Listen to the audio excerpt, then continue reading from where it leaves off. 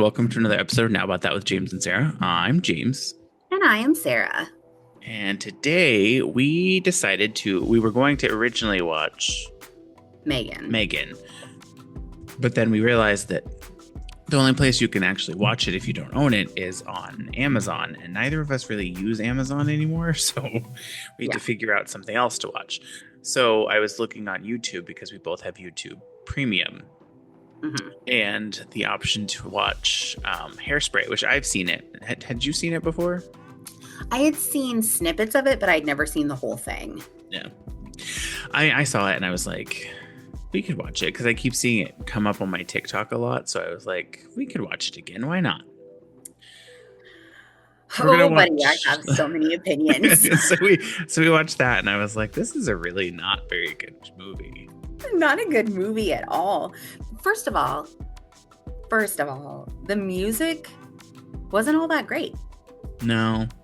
You know, it just was not that good. The music was just not that good. And the original one wasn't even a musical.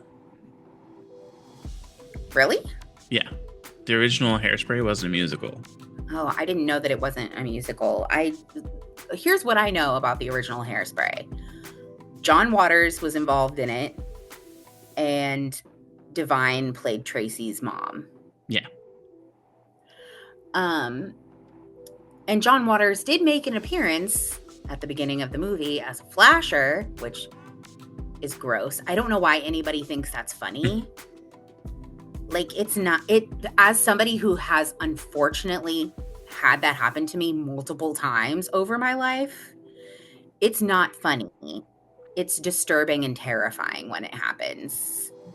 So I always hate seeing that in any movie where they're making light of that. I'm like, no, that's actually a really scarring experience for the person who got flashed.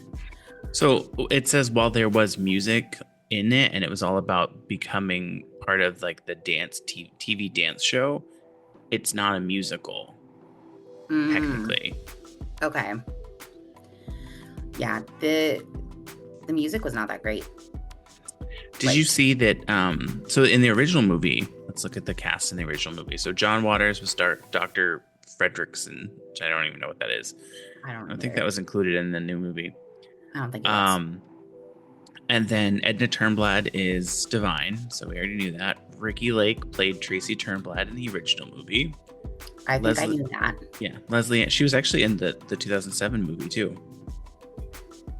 What's she? I didn't even see her. She was like, it was a quick flash at the Miss Teen whatever it is pageant or thing where she was in the audience.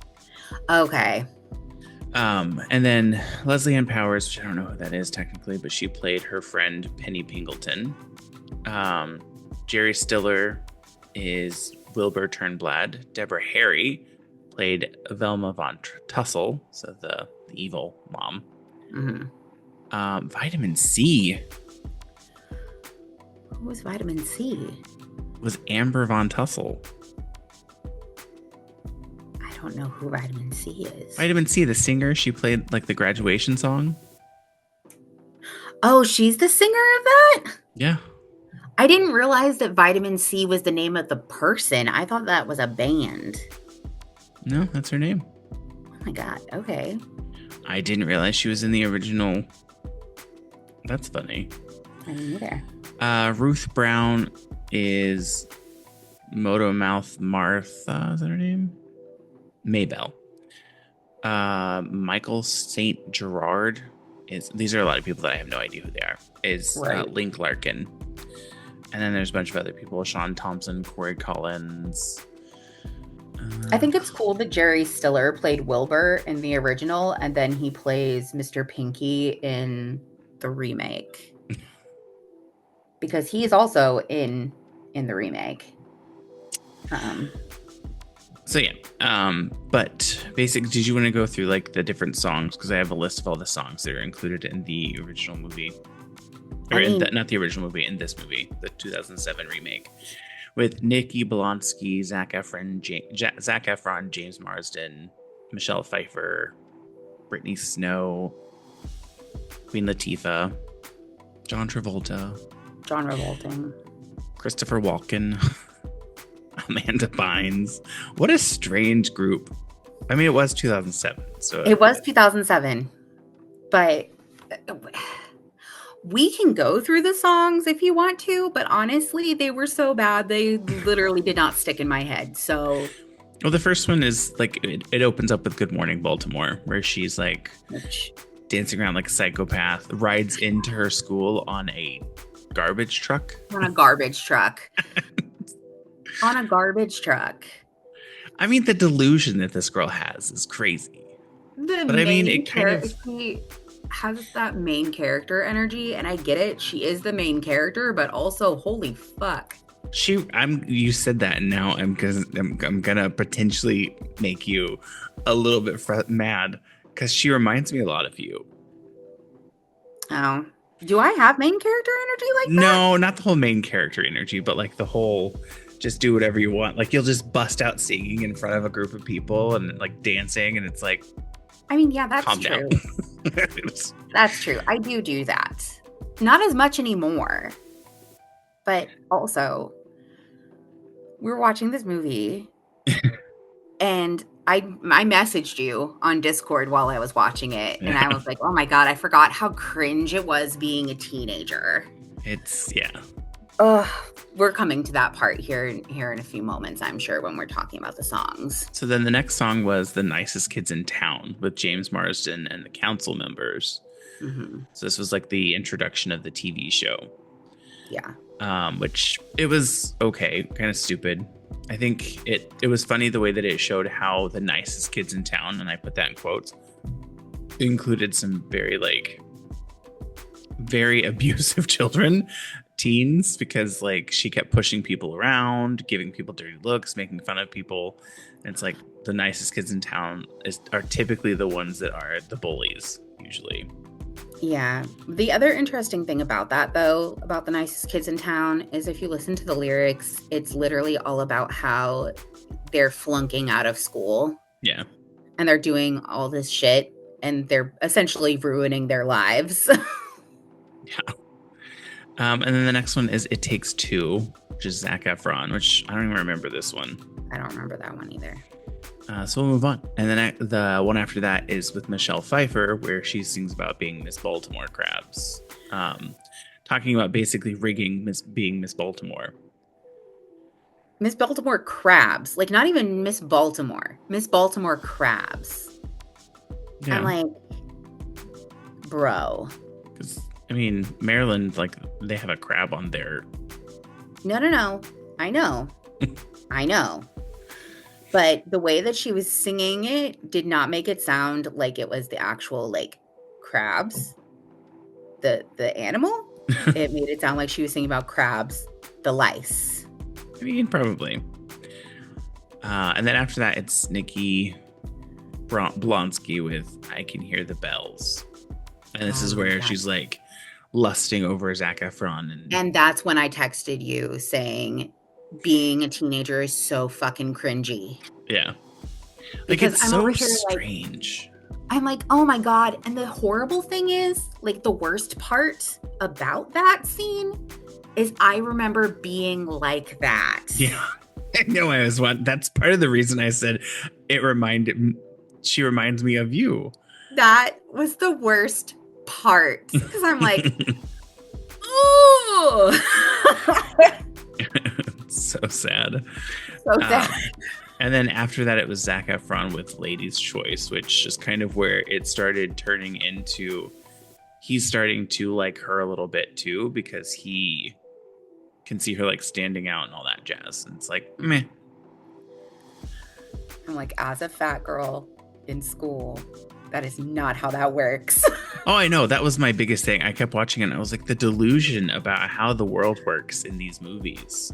I'm just like, that I literally couldn't go to Walmart without somebody mooing or oinking at me. Yeah. Like, and you think the hottest boy in school is literally going to fall for you when he's clearly not even that invested in anything that you're trying to do. What? Yeah. And then the new girl in town, which include Brittany Snow. First, it started off with like the white dancers, Brittany Snow, Sarah Jane Jensen, and then it moved to like the black dancers, so Haley Podshin and the Dynamites, which was I think that was the funnest part. Like I liked that song and how it showed like the white version of it and then the black version of it.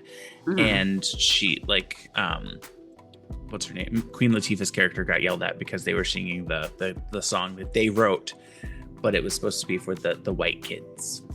Right. Because I mean, that's the thing that we haven't mentioned. And like it's a 60s movie. So like, yeah, it is set in the 60s, but that is part of my problem with the movie, actually, because it tries so hard that it makes itself even more racist. Yeah. A little bit. Yeah. Like they sexualize these black teenagers.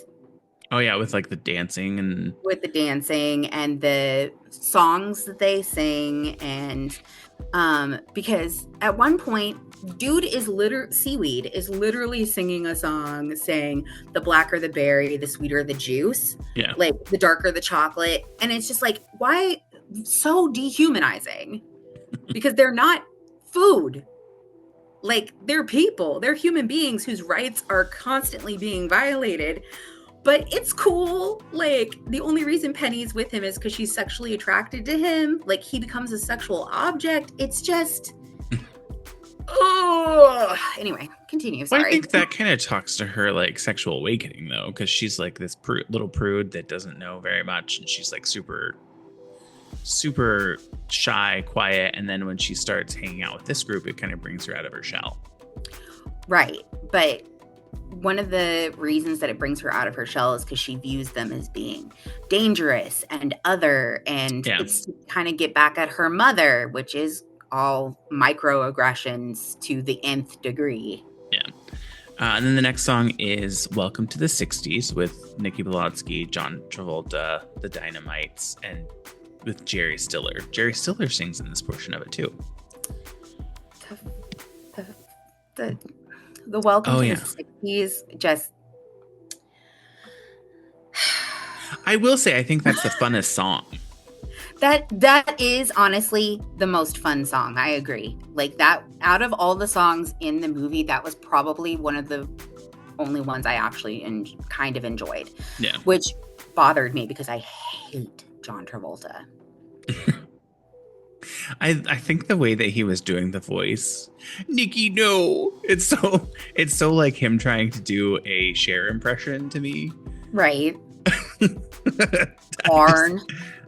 And I'm just like, people in Maryland don't talk like that.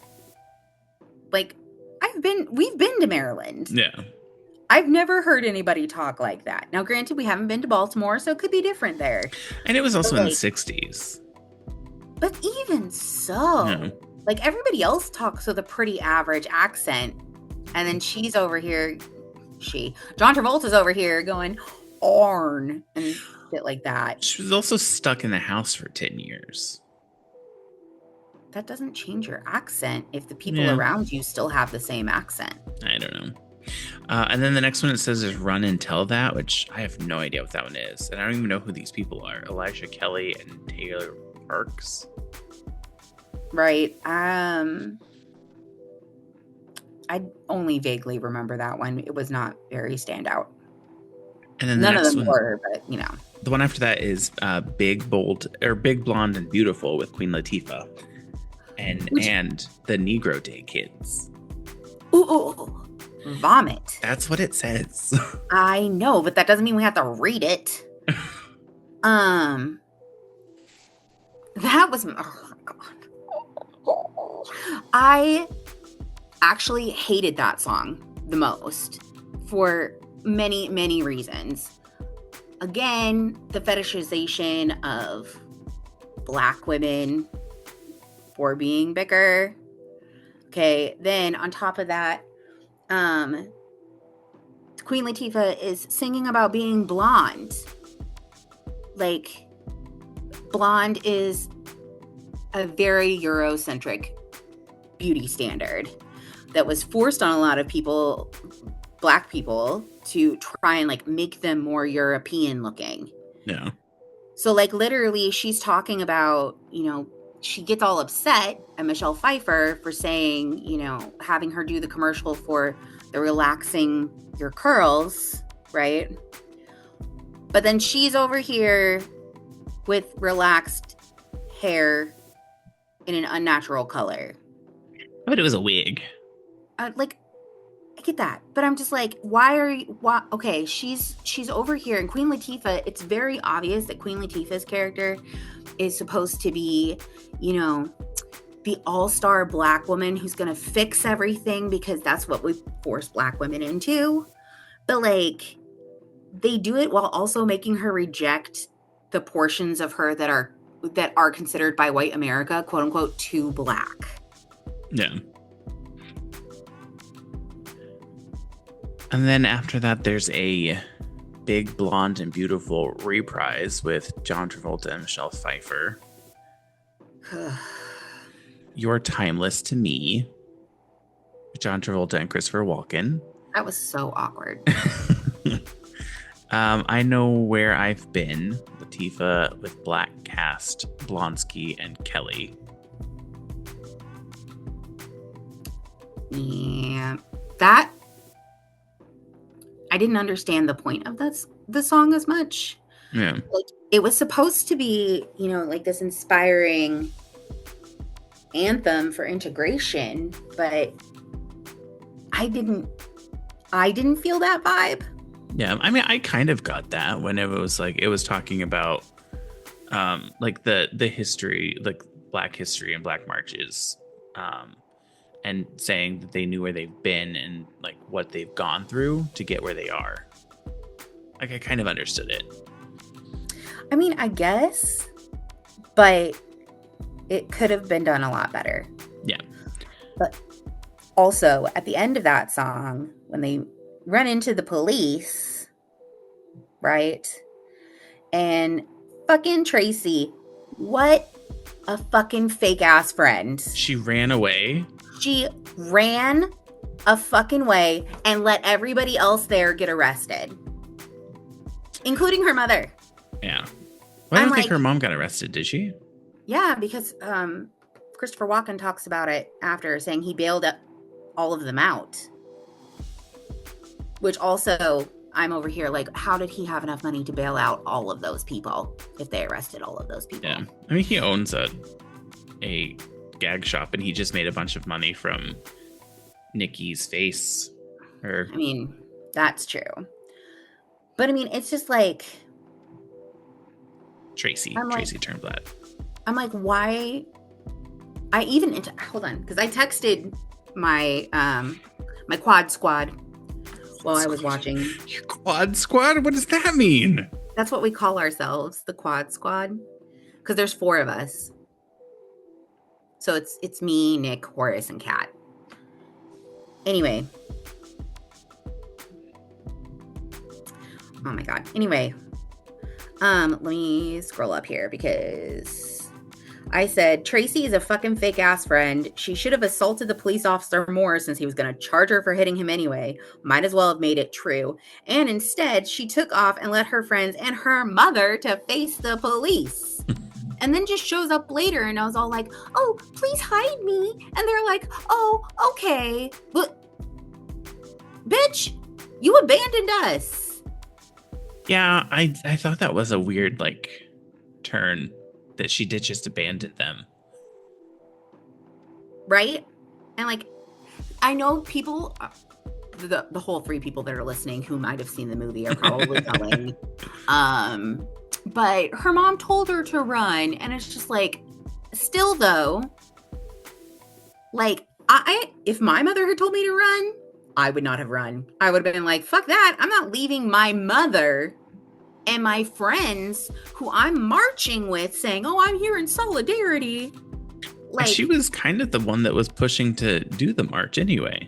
She was the one pushing to do the march, and she was the one who escalated things with the police because Queen Latifah wasn't escalating things. Like, she got She's the one who got them in trouble in the first place, acting like she's white savior. It's insane. It was insane. And then after that one, it's Without Love. Oh, yeah, that's the one with Penny and Seaweed, and I think Nikki Blonsky is also singing in that as well. Yeah, this is Blonsky, Efron, Kelly, Amanda Bynes with the Negro Day Kids. I hate that term. And then it comes up to closer to the end where it goes to It's Hairspray with Marston and the council members, and that's the beginning of the actual like dance-a-thon thing. Right. And then that Hairspray song, they're spraying hairspray everywhere, and literally all I could keep thinking was how fucking sticky they must be. Like their skin just must be constantly sticky. And it definitely wasn't actual hairspray that they were using in the show. So then that's the dance-a-thon where they're trying to pick the Miss, what is it? I don't remember. Gesundheit. Little Miss something pageant. Whatever. Miss Baltimore. Miss Baltimore. It wasn't Miss Baltimore. No, it was like Miss Hairspray or something like that. Yeah, it was like Miss Hairspray or something like that. Which kind of goes to show you that it's like it sold out and it was like being 100% sponsored. So capitalism. And then after that, You Can't Stop the Beat, which is kind of the ultimate like change from the where she like takes over and then the black kids start dancing too and all that. And then Come So Far, Got So Far to Go. I don't know what this one is. Cooties and Mama, I'm a Big Girl Now. Which had Ricky Lake, Marissa Jarrett Winker, don't know who that is, Nikki Blonsky with Harvey Fierstein. Okay. Yeah. I do have this little fun facts thing that we can go through too, if you want to look at it from Reddit. Sure. Send you this link. And then I have something fun I want to talk about after this. That has nothing to do with this. It's another musical that I was telling you I was watching whenever you finally joined 15 minutes later. I'm so sorry. That was my bad. I was cleaning my bathroom and forgot what time it was. Yeah. This is, I don't know how many this has, but there's a few of them. But it's just fun facts and trivia from the IMDb page, but it's posted on Reddit by r/blankies by the funkiest Kong. Sure. And the first one is Aretha Franklin auditioned for the role of Motor Mouth Maybelle, but lost out to Queen Latifah. I wonder how different it would have been with Aretha Franklin. I don't know. I don't think I would have liked it any better with Aretha Franklin, though, to be honest. No. Amanda Bynes' character, Penny, is seen constantly eating lollipops. Bynes' father, who is a dentist, became very worried for her dental health, as it was estimated she ate about 40 lollipops a day. She told him that she wasn't really eating all of them, when in reality she ate them all. Steve Martin, Robin Williams, and Tom Hanks were also considered for the role of Edna Turnblad. You know, I would have liked seeing Robin Williams in that role. Yeah. It wasn't until halfway through production that Michelle Pfeiffer realized that the character she plays is actually racist, which how the fuck did it take you through halfway through production? She became worried about what people would think, but director Adam Shankman reassured her. That's insane. How did you... Bro. Did you not? She must not have auditioned and was just cast for it. Like, she was offered the part and she just said, sure. Right? And I was like, bro. But don't they usually do a table reading first? I don't know. I think with Michelle Pfeiffer, probably not. No. She may not have needed to. I don't know. I've always felt like if you don't do a table reading first, you don't have a good idea of who the character is. But I guess that's just like my acting experience coming through. Yeah. According to the DVD documentary, director Adam Shankman made Zac Efron make out with the picture frame in Without Love sequence for hour after hour after hour. Okay. Creep. Gross. Actor Dermot Mulroney plays cello on the soundtrack along with the Hollywood Studio Orchestra. I have no idea who Dermot Mulroney is. I've heard that name. Why do I know that name? I don't know.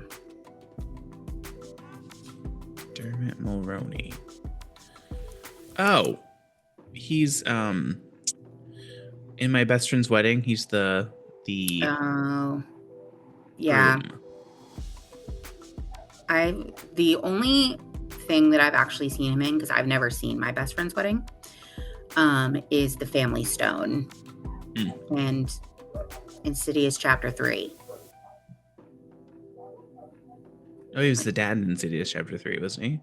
I think so. Yeah. Then I also have something on E! News if you want to look at that. There's 20, is it 20? Sure. No, 18. 18. Oh no, it says 20 secrets about Hairspray revealed. Secrets? I think it's more like behind the scenes things. Because the first one is talking about how Nikki Blonsky beat out 1,100 other actresses for the lead role and found out from a video from the director Adam Shanklin being delivered to her while she was working at Cold Stone Creamery. And it was the night before her senior prom. Oh, well, there She was you go. 17 years old in this movie. How old was Zac Efron? Because he looked young. He did look really young. He looked like a child.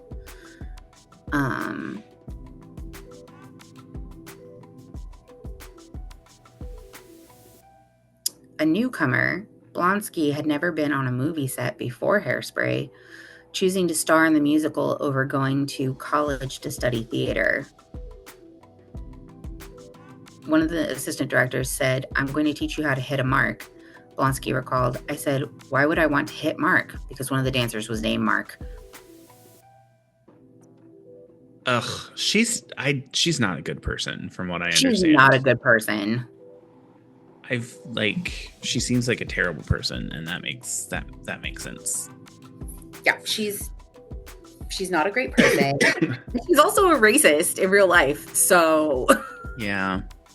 While Zac Efron was one of the top teen stars in the world after High School Musical became a pop culture phenomenon in 2006, Shanklin initially believed the actor was too Disney for the role of Link Larkin, Tracy's boyfriend, and the lead male dancer, The Courtney Collins Show. But his time with the Disney Channel is actually why Blonsky thought Efron would be perfect for the role, predicting the casting decision while channel surfing with her brother one day.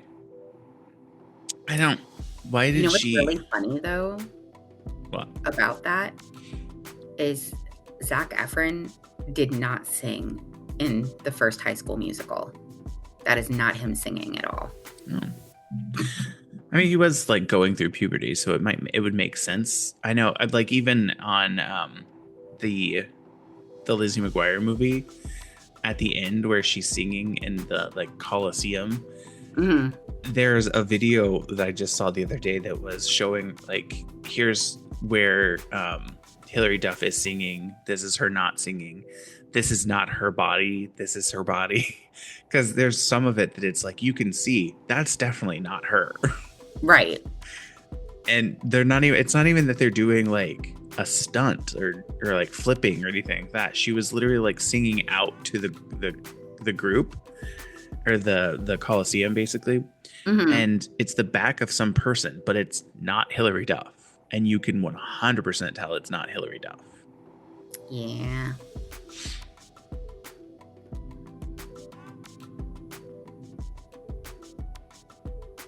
Oh my God.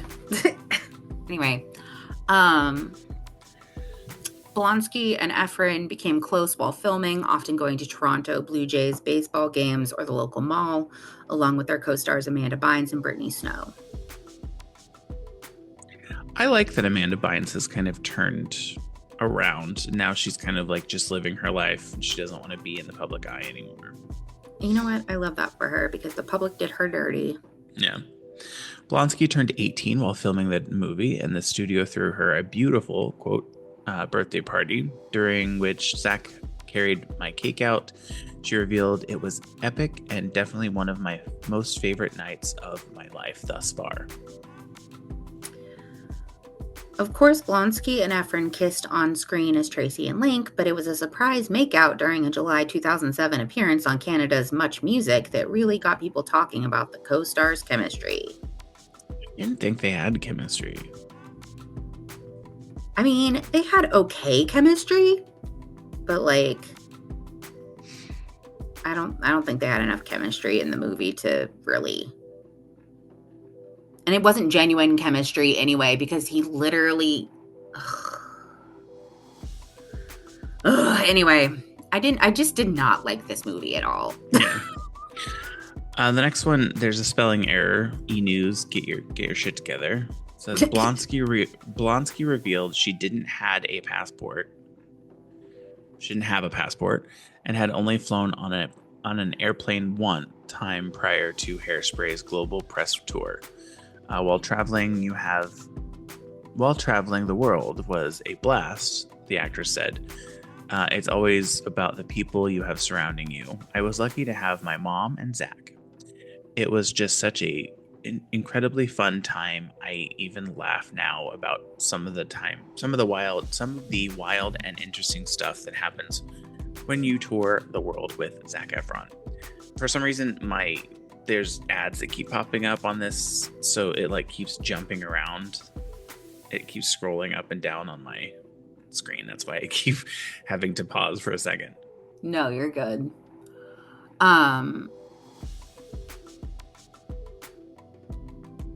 Wow, my brain just quit.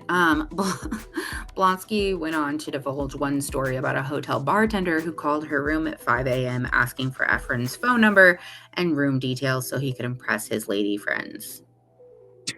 Gross.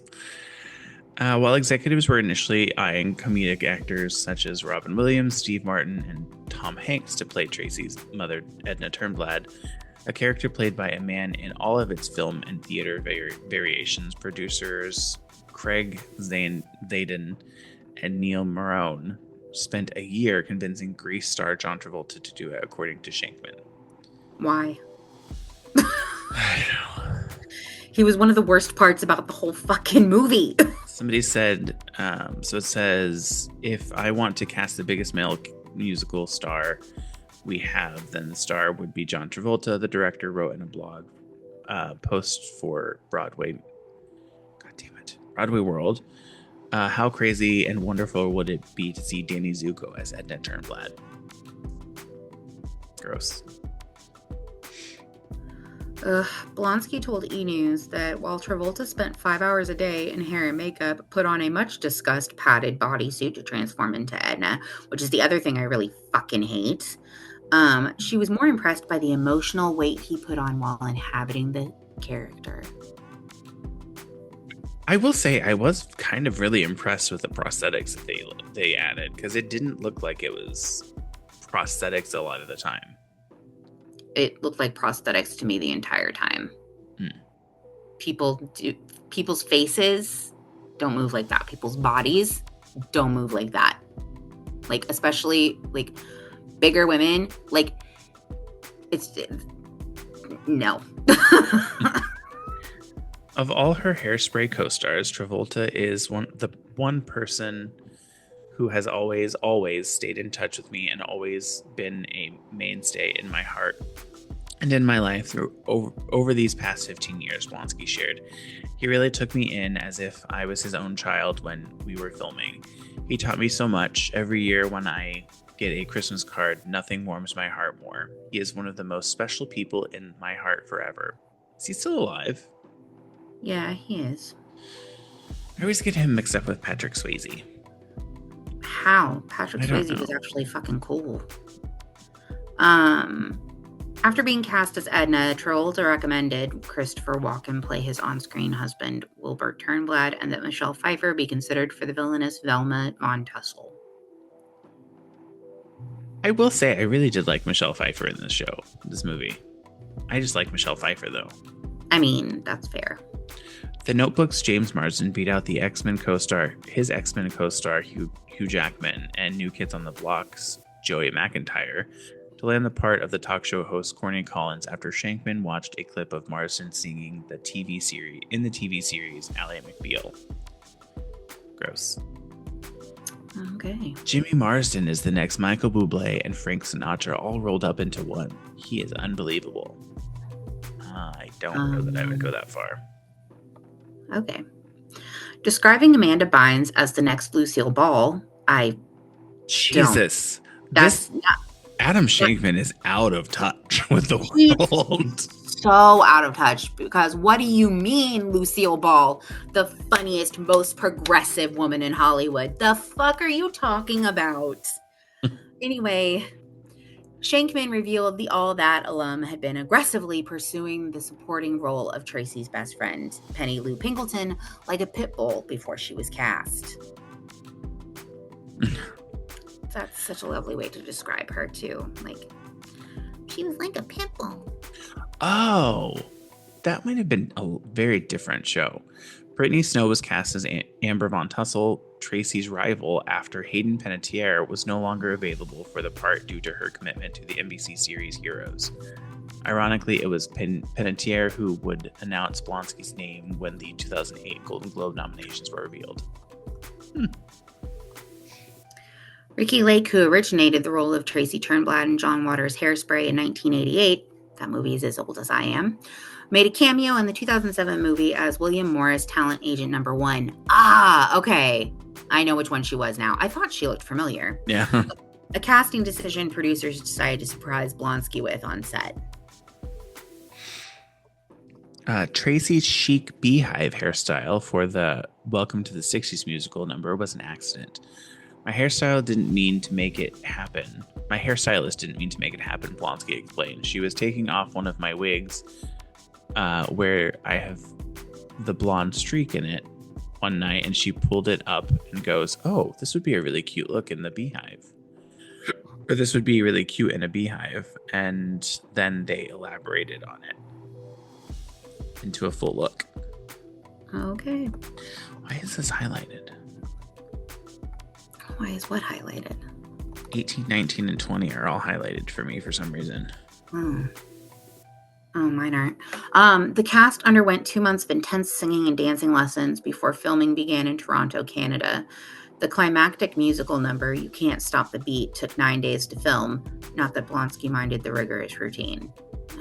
I don't care what she thought. Hairspray broke the record for the biggest opening weekend box office for a movie musical when it was released in July 2007, going on to make $203 million at the box office. Mamma Mia surpassed it gross the following year. Okay. Blonsky definitely heard rumors forever about a possible sequel, though nothing was ever officially presented to her. But the star is still holding out hope for a follow-up. How would you even follow that up? Yeah, no, thank you. So that was all we had on this movie. But I did want to show you something that I found this week. There's two clips that I'm going to show you that I think I'm obsessed with recently. So let me share my screen with you, and I'll make sure to turn on my sound. Okay. Because I love these, and they kind of sum up the reason that I'm kind of obsessed with the show, or the Smosh characters, Smosh people. Okay. Because I'm laughing so much right now. All right. So here's the first one. Visiting the garage, fucking a pregnant clown. Well, maybe he's doing that. And that's what I call that bitch. I've never seen Angela. I have never seen a pregnant clown in my life. Angela. That was f***ed up, Angela. It must be hers. I never actually think I just got it. I actually think that I just got it. I got it. No, I really. Vita's losing it. Missing the. So that's they're playing. Gosh, what do you meme or something like that? Or maybe no, it's what is that? Cards Against Humanity. Yeah, Cards Against Humanity. And it's funny how long it takes Amanda to realize what she meant by, and that's what I call that bitch. Angela and Amanda are my two favorite people from that show. I remember you telling me that. So the next one is a video clip from the movie or the musical that I was just telling you I was watching when you joined. Mm-hmm. And it's like clips of Angela's character and like the funny parts of her character. Cross your fucking eyes! Yeah. And isn't it a bitch? I look good in this. I'm not going anywhere with you. Oh, my child, you wound me so. So here is like my favorite thing that I think I've ever seen. This next clip with Angela. Oh, I only wish to Put a dagger in my back. clever whore. Why does Futures get to marry the twins? Because your labor pained me, and I swore till that day I'd pay you back. So the time has come. Oh my God. I'll teach ya. Oh, don't be so smug. Your time will come soon enough.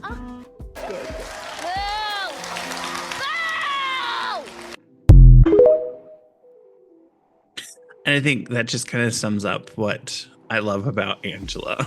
And I feel like that's valid. So the show is called Cinderella's Castle.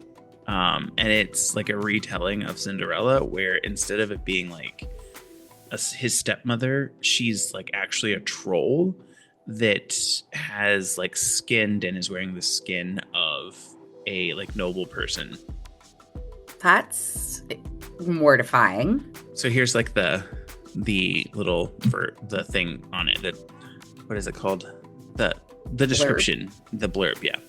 So it says Star Kid Productions invites you on a journey to the lands that are for a fantasy adventure filled with music, magic, and monsters. When Ella Ashmore's noble house is brought to ruins by a trio of skin-stealing trolls, she seeks her revenge with the help of a fairy goddess, a frog knight, and his mouse squire. The gothic reimagining of the classic fairy tale features a book by Nick and Matt Lang, with music and lyrics by Jeff Blim. Nice. And then it says at the bottom, warning, Cinderella's Castle is intended for mature audiences. It contains adult language, humor, simulated violence or dismemberment, and imaginary that some viewers may find frightening. Discretion is advised.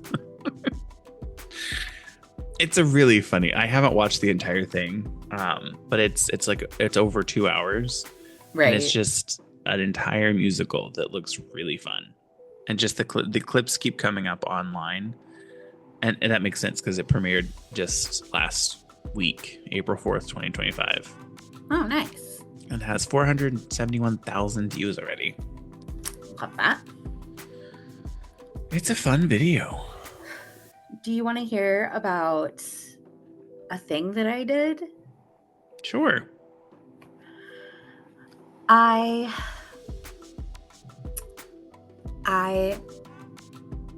messaged my husband yesterday. Oh, yeah. So for those of you that don't know, Sarah is still technically married. Yeah, I'm still unfortunately legally married. I have been trying for the past 5 years to no longer be legally married. But someone has not been cooperating. By someone, I mean him. So I called the lawyer yesterday and I wrote him and I told him that we are no longer friends and that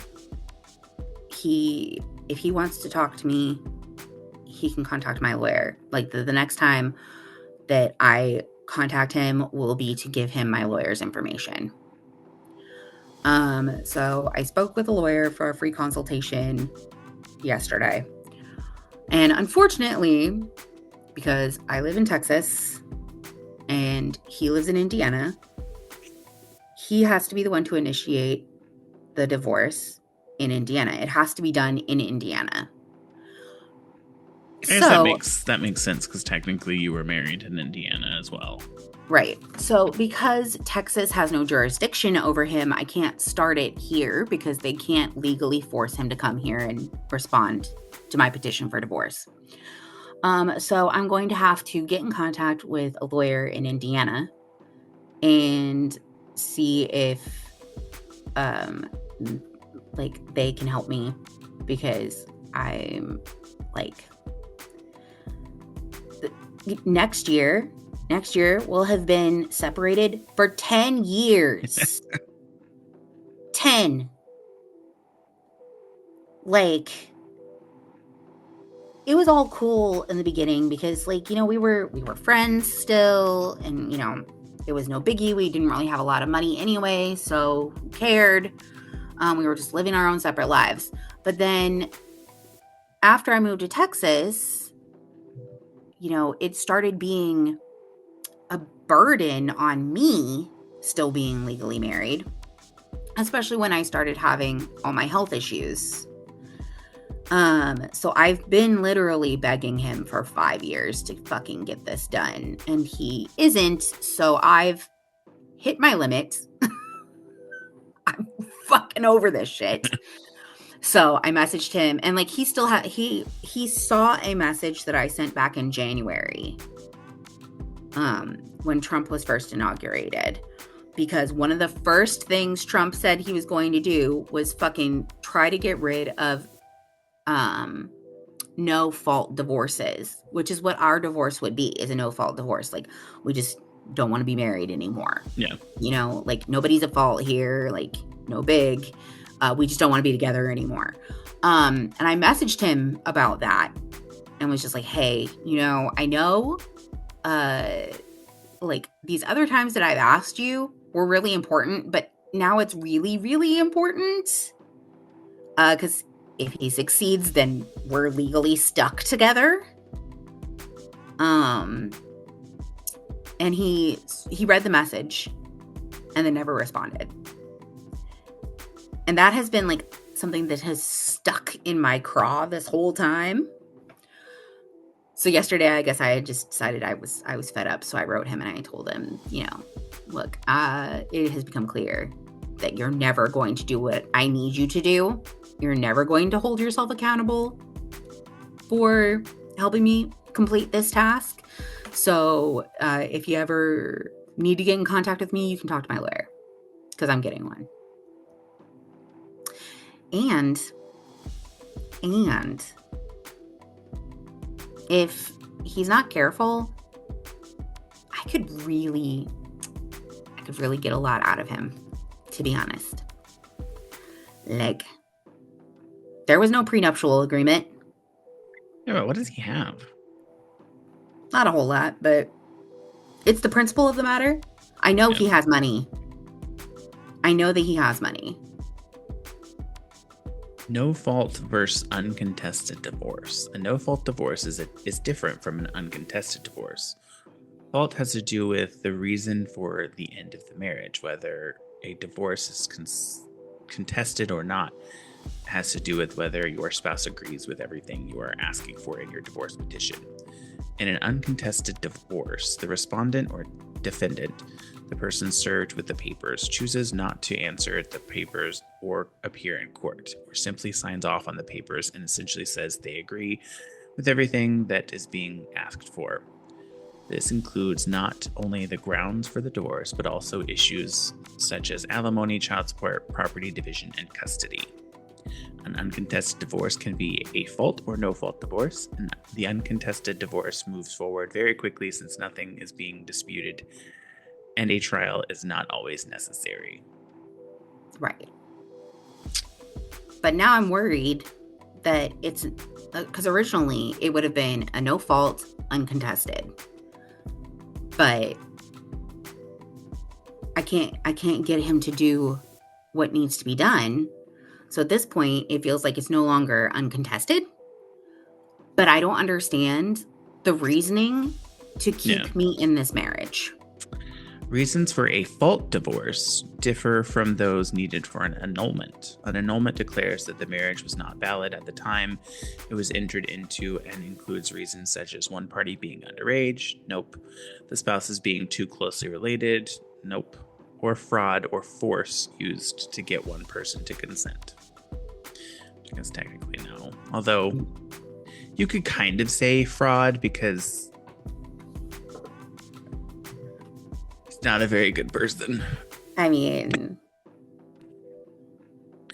this really took a weird turn, Sarah. We were talking about Hairspray and then Cinderella's Castle and Smosh, and now Sarah's talking about divorce. And this is one of the reasons I said I would never get married, because I think marriage is just a sham anyway, and it is a pain in the ass to try and get out of a marriage.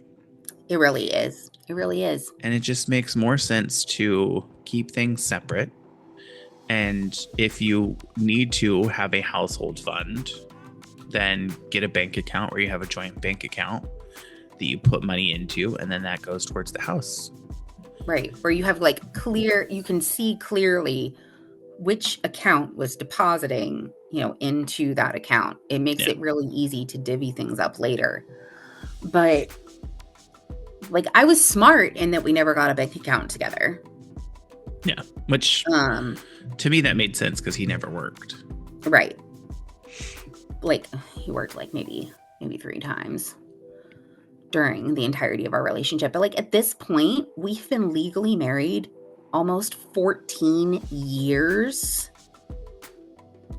And we were only together for 4.5 of those years.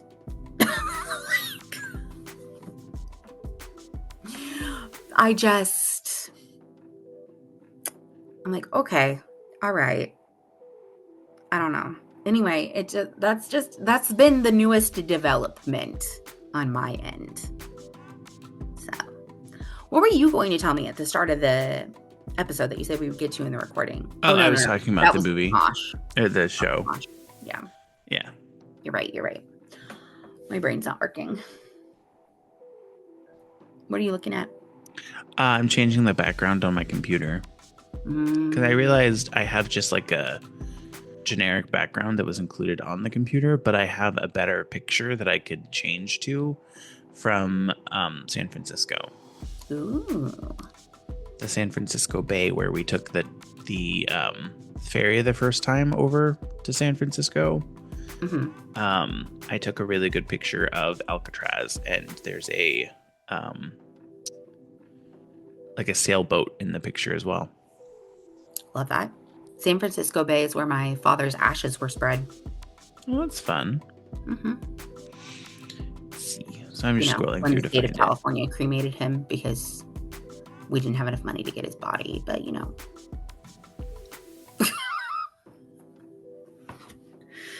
Oh, can I be honest? Can I mean, I'm always honest, but can I be like inside voice honest? No.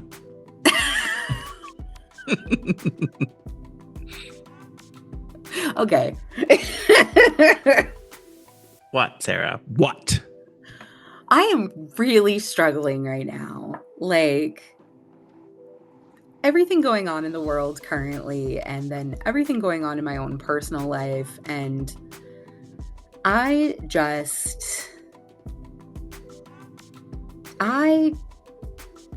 don't know what to do. I am struggle-luggling. Well, my question, and this is the question that I ask a lot, is how much of it can you control? Not very much of it. Then why struggle with it? Because it impacts my day-to-day living. But can you control it? Ooh, that's much better. No, I can't control it, but that's part of the problem, is that it's impacting me and I can't do anything about it. Do you want to see my new picture? Yes, I'd love to see your new picture. Ta-da. It's a black. Oh, there we go. Oh, nice.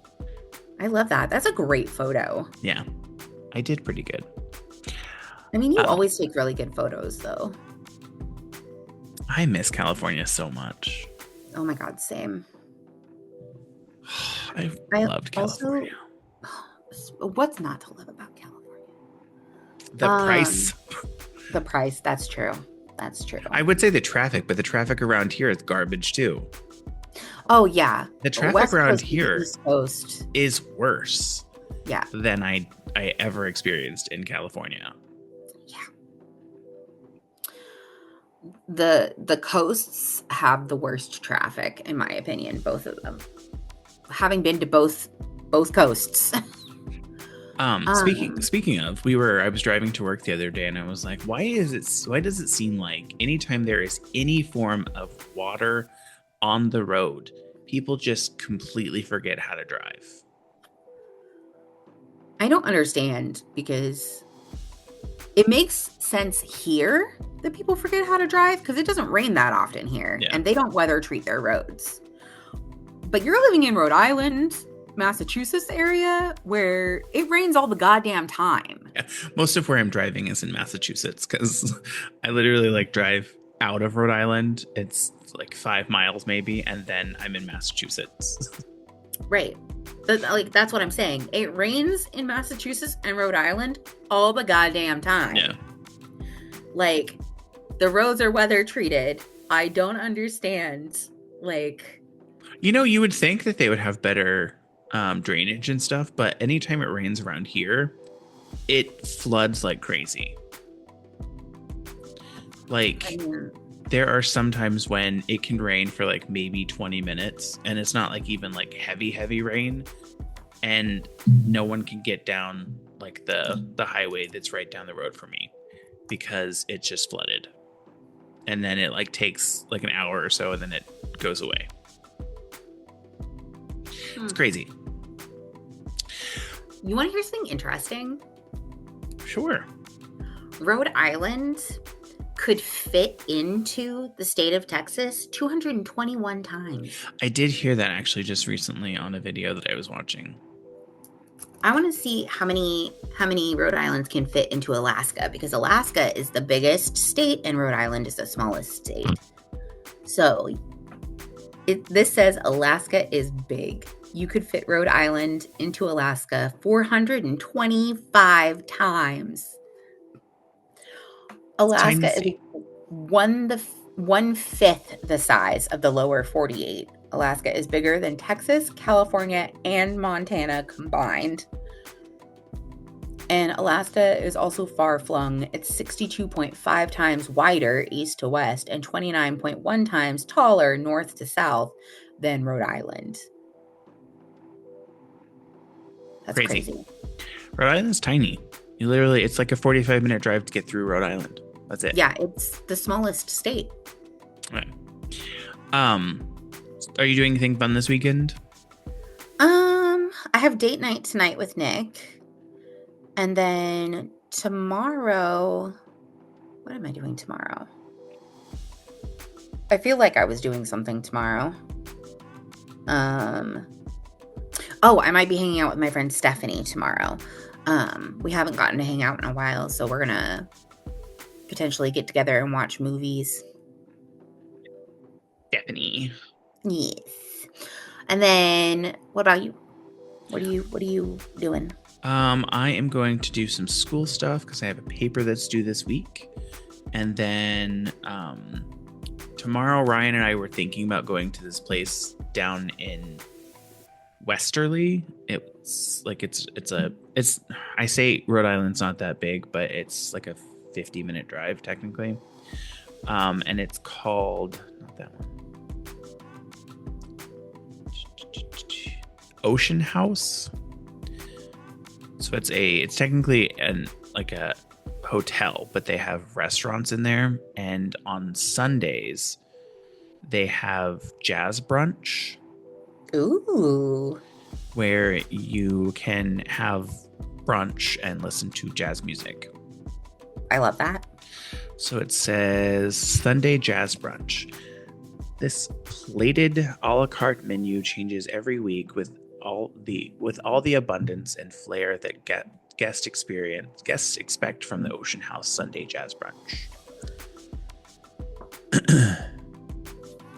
And it says start with an impressive tower of unlimited charcuterie and raw bar offerings for the table to enjoy with unlimited mimosas, coffee, and juices. Then select one first course item including salad and breakfast fare and one breakfast or savory main entree, including Eggs Benedict, specialty pancakes, or French toast, and more. Experience all this while musician Greg Piccolo performs a combination of jazz, blues, and soul in the lobby. Okay, work. But so we were going to do that, but then Ryan had to take. I don't know if I told you. Ryan got a new job. Oh no, you didn't tell me. He started. I think he started technically this week, but he was doing like training and everything all week this week. Mm-hmm. So he was still working at Davenport's. So he is moving. It's called Ovolo. It's a Italian restaurant. And he went to go take a menu test the other day, and he wants to retake it because I guess he didn't do very well. And I'm like, what is the menu test? It's basically where you take a test about all of the ingredients in the items in the menu. Okay. I'm like, well, that sounds stupid, but hey. I mean, it makes sense if you're a server, though, because Yeah. people are going to ask, oh, do you know what's in it? But the thing is, it's all on the menu. I mean, sometimes they're, I don't know. All the ingredients are written on the menu. I looked at the menu. Well, then I don't know. I'm like, I would just look at them and be like, it's right there. It says right there. Let me grab the menu and we can read it together. Dumbass. Let me tell you a fun story about how people don't I read. hate customer service. Let me tell you a fun story about how people don't read. Okay. Let me clarify. I don't hate customer service. I hate customers that are stupid and don't understand that they have the same facility and ability to read something that's in front of them and not ask. Not everybody has comprehension skills, unfortunately. They read it, but they don't understand it. So when I worked for the Bureau of Motor Vehicles, there was this gigantic sign with an arrow pointing down at this computer screen. On the computer screen, on this big blue bar, it said, press here for ticket. Yeah. And on the sign above the computer screen, it said, press the computer screen for a ticket. You know? And then people would come up and they would like look behind the computer screen. They would like bend down. They'd be like, where do I get the ticket? You press the blue bar where it says, press here for ticket. You know how many times I had to say that a day? A day. I mean, I don't even do like customer service, but I deal with people asking me stupid things all the time. It's like, how do I finish this training? I'm like, I don't know. Maybe click on the button that says launch training, dumbass. It's just like, what? And then they're at the end of an e-learning and they're like, what do I do? What does the e-learning tell you? At the end, it tells you whether you pass or failed. And if you fail, you have to retake it. And there's usually a retake quiz button, or Right. it tells you, congratulations, you can now close this e-learning. Right. So close the e-learning. It always says you can close the window when you're finished. Yeah, it's stupid. So I ordered something for the podcast and it was supposed to be delivered on the 9th. And now I'm looking at the tracking history and it started delivering from Wichita, Kansas. Okay. Went to Kansas City, Missouri. Okay. Then Chicago, Illinois. Then Oak Creek, Wisconsin. Madison, Wisconsin, back to Oak Creek, Wisconsin, back to Madison, Wisconsin, and now it's back in Kansas City, Missouri. What? I have no idea. But I ordered it, and I ordered it on the 3rd, April 3rd. Uh-huh. And on April 12th, it's back where it was originally shipped from for some stupid reason. Okay. And I ordered something from this company before, so I don't understand why this is such a big deal and such an issue. Right. So I'm annoyed because I was supposed to, like I said, I was supposed to have it on like Thursday, and it's now Saturday and I still don't have it. And it's back where it originally shipped from. So that's frustrating. But anyways, would you like to call it a podcast? Yeah, we can call it a podcast. All right. Well, thank you for listening to this week's episode of Now About That with James and Sarah. If you like this episode, please give us a like, a comment. Don't forget to follow or subscribe. If you would, leave us a review on Apple Podcasts, Spotify, or wherever you listen. That will help get the podcast out to more people and help us grow. Feel free to follow us on social media. Our handle everywhere is at Now About That Pod. So if we do not come up in the search, then we're not on that platform. If there's a specific topic you would like us to discuss on the podcast, feel free to email us at nowaboutthatpod@gmail.com. Visit our website, www.nowaboutthatproductions.com, where you can call and leave us a voicemail or a text message with anything you'd like us to discuss. Our phone number is 765-557-4170. Fun thing, I ordered a new phone for the podcast phone. Oh. And it's called Minimal. So it's a phone that doesn't have it's black and white screen, and it has like a built-in keyboard. I love that. And I was like, why not? So I ordered it, but it won't be here until May because it was it's like a pre-order thing. But anyways, thanks again for listening, and we have a great week since this will be coming out on Monday. Sarah, enjoy the rest of your weekend. You too. Enjoy brunch. We're not going this weekend. I thought you said you were going this weekend. We were going to, but then Ryan has to retake his test, so he wants to do it he's doing it on Sunday. Oh, I misunderstood. I thought you were saying that you were doing that this weekend. Yeah. So he wants to practice and review the thing again, the menu again. Okay, well, enjoy your weekend regardless. Yeah. We'll see what we do. We'll go and get something at least anyway. True. All right. Bye, everybody. Bye.